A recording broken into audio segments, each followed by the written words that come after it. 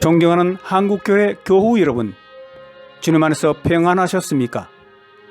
유튜브 주님 다시 오시는 소리 방송입니다. 오늘도 성령 안에서 의와 평강과 기쁨이 교우 여러분들의 삶 가운데 충만하시기를 축원드립니다. 저는 오늘 여러분들과 함께 성경적 종말론에 관한 회부 그 5번째 시간으로서 그리스도의 재림과 고대 이스라엘의 7대 절기와의 연관성에 관하여 고린도전서 15장 50절로 53절과 데살로니가전서 4장 16절로 17절 말씀 등등을 근거로 해서 함께 살펴보고자 합니다. 그러면 먼저 오늘 드릴 말씀의 본문 성경 두 구절을 제가 봉독해 올리겠습니다. 고린도전서 15장 50절로 53절 말씀. 형제들아, 내가 이것을 말하노니 혈과 육은 하나님의 나라를 이어받을 수 없고 또한 썩는 것은 썩지 아니하는 것으로 유업을 받지 못하느니라. 보라, 내가 너에게 비밀을 말하노니 우리가 다 잠잘 것이 아니요 마지막 나팔의 순식간에 호련히 다 변화되리니 나팔 소리가 나매 죽은 자들이 썩지 아니할 것으로 다시 살아나고 우리도 변화되리라. 이 썩을 것이 반드시 썩지 아니할 것을 입겠고 이 죽을 것이 죽지 아니함을 입으리로다. 아멘. 데살로니가전서 4장 16절로 17절 말씀입니다.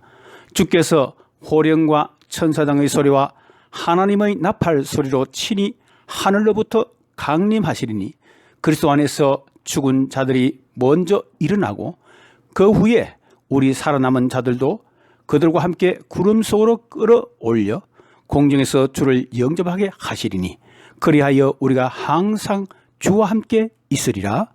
아멘.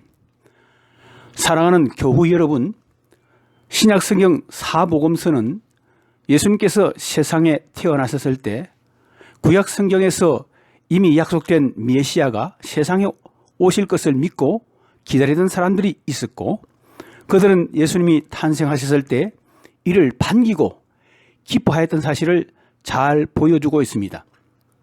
그들 중에는 세례 요한을 낳았던 엘리사벳도 있었고 누가복음 2장 25절로 30절에서는 예루살렘의 시몬이라는 나이 많은 분이 아기 예수님을 품에 안고 기뻐하며 하나님의 구원하심을 보았다고 찬양하는 일도 있었습니다. 그리고 그들 모두는 하나님의 은혜를 입어 구원받을 백성이었음을 우리는 미루어 짐작할 수 있습니다. 누가복음 2장 25절로 30절 말씀을 한번 살펴보십시다. 예루살렘에 시몬이라는 사람이 있으니 이 사람은 의롭고 경건하여 이스라엘의 위로를 기다리는 자라. 성령이 그 위에 계시더라. 그가 주의 그리스도를 보기 전에는 죽지 아니하리라 하는 성령의 지시를 받았더니 성령의 감동으로 성전에 들어가매 마침 부모가 율법의 관례대로 행하고자 하여 그 아기 예수를 데리고 오는지라. 시몬이 아기를 안고 하나님을 찬송하여 이르되 주제여 이제는 말씀하신 대로 종을 평안히 놓아주시는도다. 내 눈이 주의 구원을 보았사오니. 아멘. 이렇게 예수님의 초림 때와 마찬가지로 진실로 구원받은 하나님의 백성들은 속히 다시 오리라는 주님의 약속을 지금도 철석같이 믿고 다음과 같이 재림의 그날을 기다리고 있을 것입니다. 계시록 22장 20절로 21절 말씀입니다. 이것들을 정언하신 이가 이르시되 내가 진실로 속히 오리라 하시거늘 아멘. 주 예수여 오시옵소서. 주 예수의 은혜가 모든 자들에게 있을지어다. 아멘.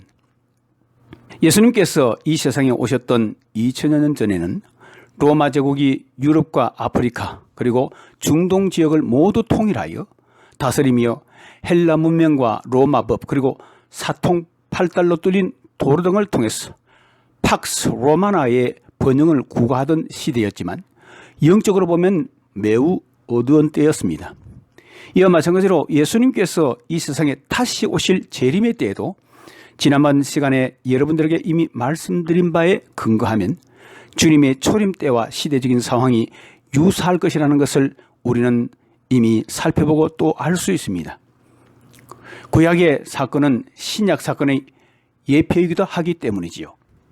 이런 관점에서 구약시대 고대 이스라엘의 7대 절기가 하나님의 구속사를 상징적으로 예표하고 있다고 주장하는 것은 결코 근거가 없는 것이 아닙니다. 우선 하나님의 구속사를 예표하는 이스라엘의 7대 절기 가운데 유월절과 무교절, 초실절, 그리고 오순절 등은 봄철에 지키는 절기로서 예수님의 초림에 의한 사건들을 예표하고 있습니다. 예를 들어 양의 피를 이스라엘 백성 집의 문설줄에 발라 장자에 대한 심판을 피하고 출애굽한 사건의 결정적 단서가 되었던 유월절은 유대인력으로 니산월 혹은 가나안식의 아비벌 3월 14일에 지키는 절기로서 예수님의 십자가 죽음 사건을 상징하고 있고, 유월절을 이어 예굽에서의 노예 생활을 기억하며 무교봉과 썬나물을 먹던 무교절은 니산월 3월 15일부터 한 주간을 지키는 절기로서 주님께서 무덤에서 안치되신 사건을 상징하고 있으며, 또한 출애굽 이후 이스라엘 백성들이 가나안 땅에 들어가서 농사를 짓고 그 첫 열매, 즉 보리곡식의 첫 이삭을 하나님께 올려드린 초실절은 무교절 다음 한 주간의 안식일 후 첫날을 지키는 절기로서 성령의 처음 익은 열매로서 예수님께서 부활하신 사건을 상징합니다. 또한 초실절에 보리의 첫 수확을 시작해서 7주간에 걸친 수확을 하고 비로소 밀추수를 시작하는 수확의 기쁨을 기념하는 77절, 즉 오순절은 예수님의 성취한 이후 성령님의 강림하심과 신약 시대의 교회가 시작되고 있는 것을 예표하고 있습니다. 아마 여기까지는 따로 여러분들에게 부연 설명을 드리지 않아도 교회 여러분들이 잘 이해하실 수 있을 것입니다. 이에 비해서 나팔절과 대속일 그리고 장막절은 가을철에 지키는 절기로서 예수님의 미래 재림이어야 일어날 사건들을 예표하고 있습니다. 즉 유대인력으로 신년의 첫날인 티스리 월, 즉 가나안식으로는 에다님 월의 7월 1일에 해당하는 날로서 이날을 기념하기 위해 나팔을 불었다는 나팔절은 예수 그리스도의 재림에 따른 성도들의 부활과 휴거를 상징하고 있고, 나팔절에 이어서 유대인력 7월 10일에 대제사장이 홀로 1년에 한 번 지성소에 들어가 백성들의 모든 죄를 대속했던 대속죄일은 종말에 있을 남은 이스라엘의 구원과 회복을 상징하고 있으며, 그리고 유대인력 7월 15일에 시작되어 7, 8일 동안 광야의 과거 생활을 추억하며 밀추수를 주신 야훼 하나님께 감사한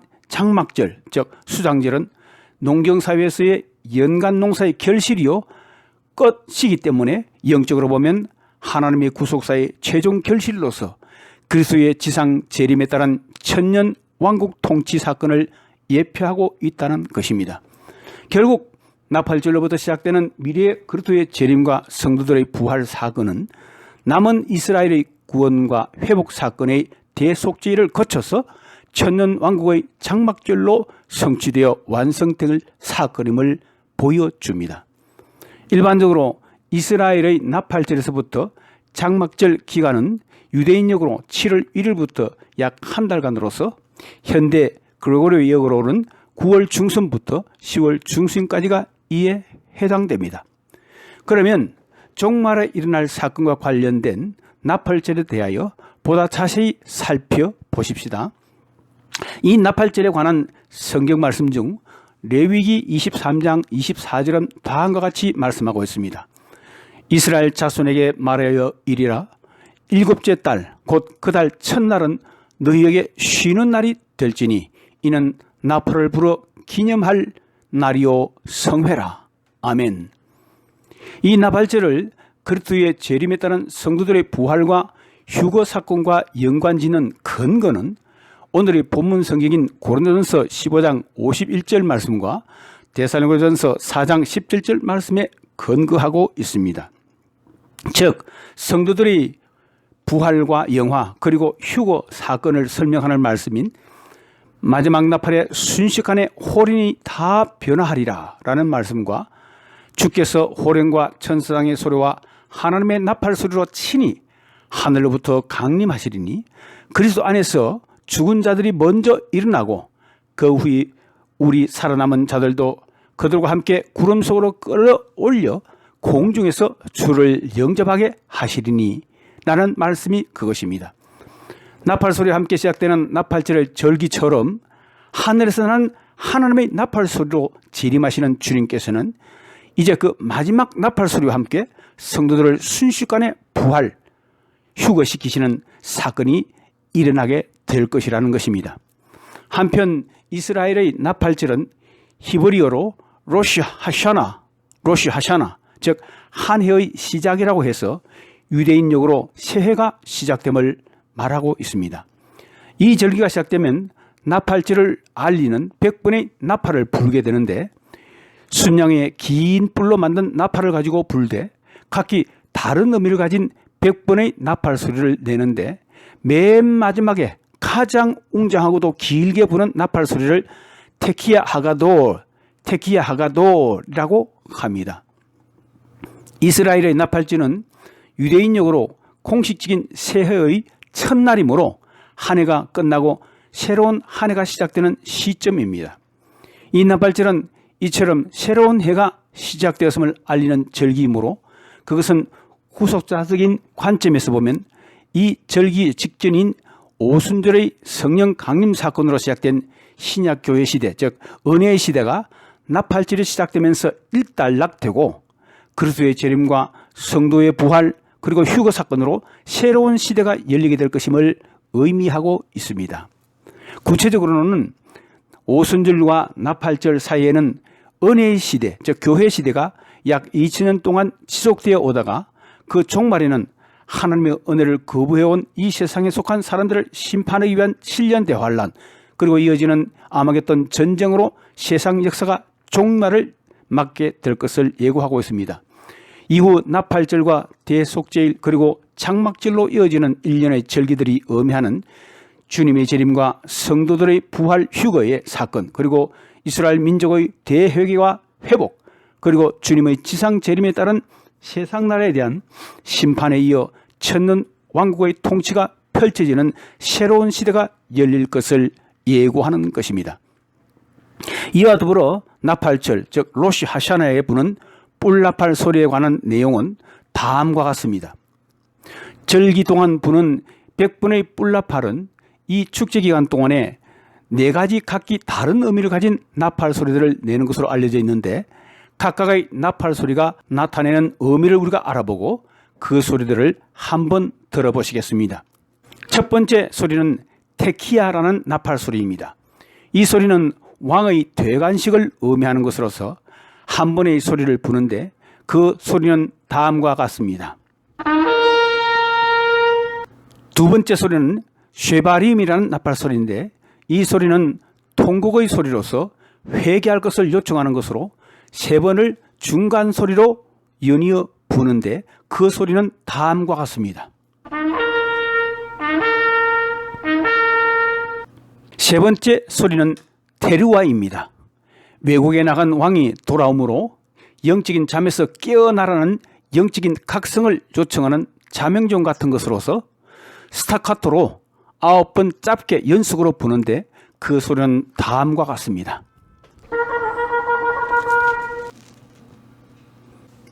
네, 그리고 마지막 4번째 소리는 테키야 하가도입니다. 이 나팔 소리는 하나님의 음성을 상징하는 것으로 유대인들 사이에서 알려져 있고 특히 맨 마지막에 부른 이 테키야 하가도는 그리스도의 재림과 그에 따른 성도들의 부활, 휴거를 시키는 하나님의 음성을 의미한다고 볼 수 있습니다. 가장 웅장하고도 길게 부는 이 소리는 다음과 같습니다.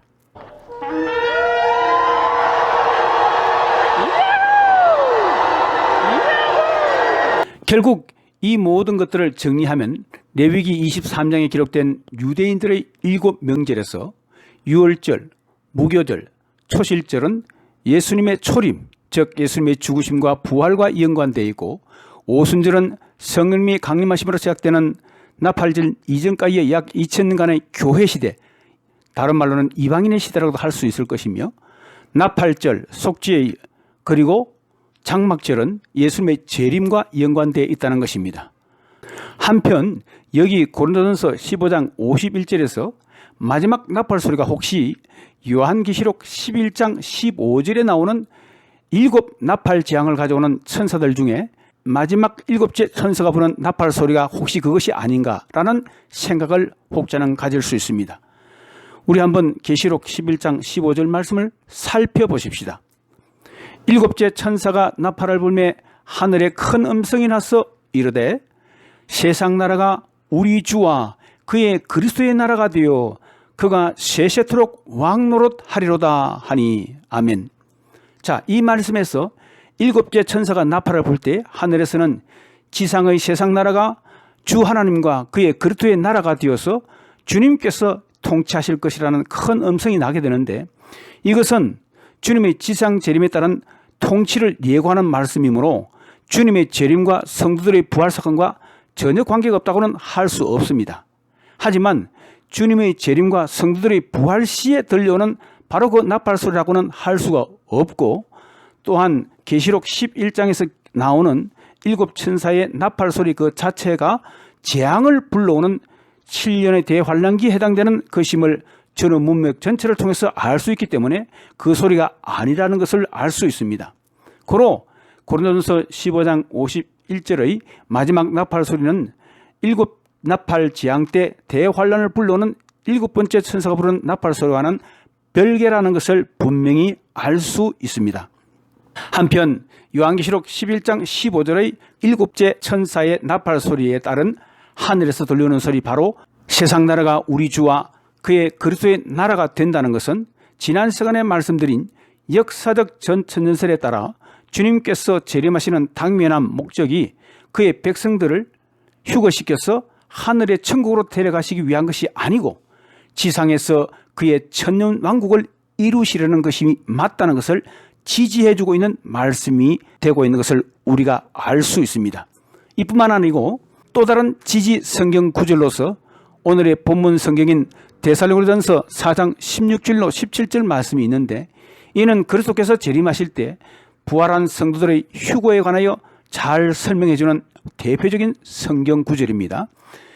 이 말씀 중에서 17절에서의 영접하게 하시리니라는 그 영접이란 말은 성도들이 영원한 몸으로 부활해서 공중으로 끌어올려지는, 즉 휴거되는 그 목적을 가리키고 있는데, 이는 그들이 휴거되어서 천국으로 가기 위한 것이 아니고 재림하신 주님을 공중에서 영접 맞이하려고, 그리고 혼인잔치 후에는 다시 지상으로 강림해서 천년 왕국을 세워 통치하기 위함임을 우리는 알 수 있습니다. 이에 대해서 미국의 플러신학교 신약학 교수인 김세윤 박사는 그의 데살로니가전서 강의에서 여기 영접에 해당되는 단어 헬라어 아판테신이라는 명사형은 그 동사 관련되는 동사 끌어올려 또는 휴거되를 의미하는 헬라어 미래형 수동태 동사인 하라파게소메타와 짝을 이루는 것으로서 설명하면서 하늘로부터 강림하시는 주님을 영접토록 하기 위해서 성도들이 공중으로 휴거된다고 본 것입니다. 이 영접이라는 단어의 같은 용례로서 마태복음 25장 6절과 사도행전 28장 15절 말씀에도 나와 있는데, 가령 마태복음 25장 6절에는 밤중에 소리가 나되 보라 신랑이로다 맞으러 나오라 하매, 여기 맞으러가 바로 영접을 의미하는 같은 단어가 되겠습니다. 그리고 사도행전 28장 15절에 그곳 형제들이 우리 소식을 듣고 아비오 광장과 트레스 타베르네까지 맞으러 오니 바울이 그들을 보고 하나님께 감사하고 담대한 마음을 얻으니라. 여기 타베르네까지 맞으러 오니, 영접하러 오니 같은 단어를 쓰고 있어서 여기서 보는 바와 같이 이 동사는 행차하러 오는 분을 미리 맞이하러 가서 모시고 오려는 목적으로 사용되고 있다는 것입니다. 한편 어떤 학자들은 항상 하나님과 어린 양 예수 그리스도의 보좌는 천상의 나라에 있을 것이라는 기존의 고정관념에 사로잡혀서 계시록 7장 9절로 14절에서 큰 환란을 통과한 열방에서 나온 수많은 성도들이 보좌와 어린 양 앞에 서서 찬양하는 모습을 그 말씀을 함께 연결시켜놓아서 대환란을 통과하여 부활 휴거된 성도들은 바로 천상의 나라로 갈 것이라고 주장하는 사람들이 있습니다. 이 학자들이 성도들은 부활 휴거되어 천상의 하나님 나라로 갈 것이라고 주장하는 근거로 제시한 계시록 7장 9절 말씀, 즉 이 일 후에 내가 보니 각 나라와 족속과 백성과 방언에서 아무라도 능히 셀 수 없는 큰 무리가 흰옷을 입고 손에 종려가지를 들고 보좌 앞과 어린 양 앞에 서서라고 묘사하고 있는데, 이 말씀은 열방에서 어린 양의 대속의 공로로 구속받은 모든 성도들이 하나님의 보좌 앞에서 경배하고 있는 모습을 보여주고 있습니다. 하지만 계시록 7장 9절에서 17절까지의 전체 문맥을 다 살펴보면 이것은 휴거 이후의 장면이 아니고 모든 시대에 걸친 구속사 전체를 통해서 환난을 겪으며 믿음으로 살아온 모든 성도들이 누릴 궁극적인 복인 요한계시록 21장에 새롭게 창조된 새하늘과 새 땅, 그리고 새 예루살렘 성에 들어가서 거기에서 임할 영원한 천국에서의 영생복락을 미리 보여주는 것이며, 또한 이를 통해서 종말의 대환란을 앞둔 성도들을 격려하기 위한 것이라고 봐야 무난할 것입니다. 마지막으로 그리스도의 재림과 관련하여 살펴볼 주제로서 주님의 재림이 지상에서의 천년 왕국으로 이어지는 것이 맞다면 다음 요한복음 14장 2절에서 3절에서 주님께서 제자들에게 그들을 위한 처소를 준비하러 가신 후에 준비가 되면 그들에게 다시 와서 그들을 데리고 함께 있도록 하겠다는 약속의 말씀과 충돌이 일어나는 것처럼 보이는 것을 또 어떻게 설명할 수 있을까 하는 그런 과제가 남아 있습니다. 그러면 먼저 우리 요한복음 14장 2절로 3절 말씀을 찾아서 그 진정한 의미를 다시 한번 살펴보는 것이 좋을 것입니다. 요한복음 14장 2절로 3절 말씀입니다. 내 아버지 집에 거할 곳이 많도다.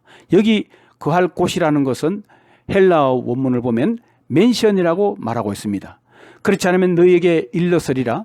내가 너희를 위하여 거처, 즉 한 장소를 예배하러 가노니 가서 너희를 위하여 거처를 예배하면 내가 다시 와서 너희를 내게로 영접하여 받아들여 나 있는 곳에 너희도 있게 하리라. 아멘.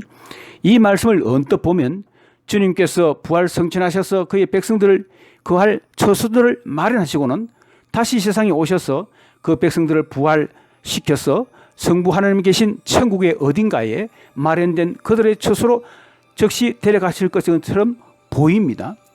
만약 그렇다면 이 말씀은 요한계시록 19장에서 20장에 기록된 대로 주님의 지상에서의 천년 왕국과 그 이후에 이루어질 21장에 기록된 새하늘과 새 땅, 새 예루살렘의 천국에 관한 말씀과는 일련의 사건이 배치되는 것처럼 보이므로 이 문제를 우리가 해결해야만 일관되고 온전한 주님의 재림의 당면한 목적을 알 수 있을 것입니다. 그런데 여기 요한복음 14장 2절로 3절 말씀을 좀 더 우리가 자세히 들여다보면 성부 하나님이 계신 하늘의 천국에는 이미 우리들이 거처할 수 있는 많은 곳, 즉 맨션들이 이미 있는데 주님께서 또 그 백성들이 거할 처소, 장소를 따로 마련하러 가신다는 것이 언뜻 이해가 잘 되지 않는다는 것이죠. 그러면 이 말씀의 진정한 의미는 무엇일까요?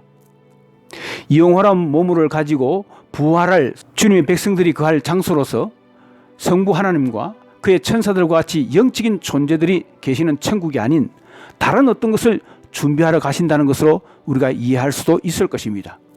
사실 주님께서도 신령하고도 영원한 몸으로 부활하셨기 때문에 그 몸을 가지고 계시기에 영원한 몸으로 부활한 그의 백성들과 함께 거하실 그 장소는 아마 주님께서 부활하신 몸으로 40일 동안 함께 계셨던 이 지상일 수도 있겠지만은 주님께서는 이 세상에서 성천하셔서 거할 장소를 마련하러 가셨기 때문에 이 세상과는 다른 특별한 장소일 것입니다. 그렇다면 그 특별한 장소, 주님께서 예배하신 특별한 장소는 어디일까요? 네, 바로 그 힌트가 요한계시록 21장 1절에서 2절 말씀에서 발견된다는 것입니다. 또 내가 새 하늘과 새 땅을 보니 처음 하늘과 처음 땅이 없어졌고 바다도 다시 있지 않더라.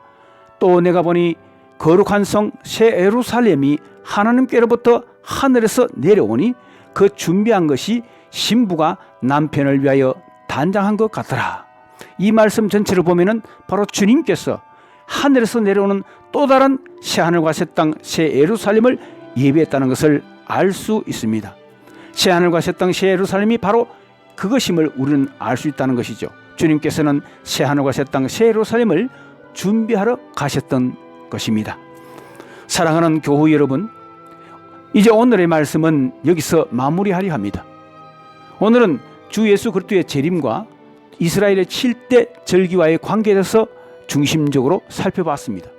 하나님은 구약시대의 예언이나 사건 등을 통해서 예표하신 그의 숨겨진 하나님의 뜻을 신약시대에 와서 특정 시점에 이르러 성취하시는 것을 우리는 여기서 확인할 수 있습니다. 놀라운 하나님의 경륜과 섭리가 아닐 수 없습니다. 또한 지난 시간에 이어서 예수 그리스도의 재림하심과 성도들의 부활과 휴거는 하나님 나라로 데려가시기 위한 것이 아닌 바로 지상으로 임하여 그의 천년왕국 후에 새하늘과 새 땅, 새 예루살렘으로 영원히 들어가 영생복락을 누릴 것이라는 것을 다시 한 번 더 확인해 보았습니다. 그러므로 이 방송을 시청하시는 교우 여러분들 모두가 다 이렇게 신실하신 주님께서 이 세상에 다시 오실 것을 사모하며 그 약속을 믿고 믿음으로 그리고 거룩한 행실로 우리 모두가 준비할 수 있기를 주님의 이름으로 축복합니다. 다음 시간에는 종말과 관계된 다니엘서와 70일에 대해서 긴박하게 살펴보는 시간을 가질 것입니다. 다음 시간도 여러분 기대해 주십시오. 그럼 오늘 다 함께 들으신 말씀을 가지고 각자의 삶 가운데 오늘 들으신 말씀의 어느 부분을 적용하기 위해서 간절히 한 마음으로 잠깐 기도하는 시간을 갖도록 하겠습니다. 다 함께 기도하십시다. 할렐루야. 하나님 아버지 감사합니다. 주님을 찬양합니다. 주님 영광 받아주시오. 주님 오늘도 기도해 주시고 행하시는 감사합니다. 하나님의 성도를 다 이할수록 도와주시고 지혜와 통찰력과 아버지 하나님 이 또한 아버지 이렇게 주시옵시고 제가 여러분들을 위해서 도구의 기도를 잠시 드리겠습니다. 전능하신 우리 아버지 하나님, 종말을 시작하는 저희들에게 성경적인 종말론에 관한 풀이를 계속해서 들을 수 있는 기회를 주셔서 감사합니다. 이 종말론 설교와 강의를 통해서 마지막 달을 사는 저희들로 하여금 주님의 재림을 앙망하며 주님의 교훈을 배우고 받고 믿는 대로 따르며 주님 몸된 교회를 더욱 섬기는 일과 선교 사업에 열심을 낼 수 있는 동기가 될 수 있도록 힘을 주시고 깨닫게 하여 주시옵소서. 또한 저희 각자를 주님을 온전하게 닮은 자로 나아갈 수 있도록 진리의 말씀과 성령님의 능력으로 저희들을 이끌어 주시옵소서. 모든 말씀 예수님의 이름으로 기도드리옵나이다. 아멘. 할렐루야. 지금까지 이 방송에 함께해 주신 교우 여러분들 감사드립니다. 주님 다시 오시는 소리, 이 방송이라는 새로운 채널을 통한 방송에 더 많은 관심을 부탁드립니다. 그러면 다음 시간에 뵙도록 하며 한 주간도 복음 전파와 영적인 성리로 하나님께 영광 돌리는 삶 되시기를 축원드리며 안녕히 계십시오. 샬롬.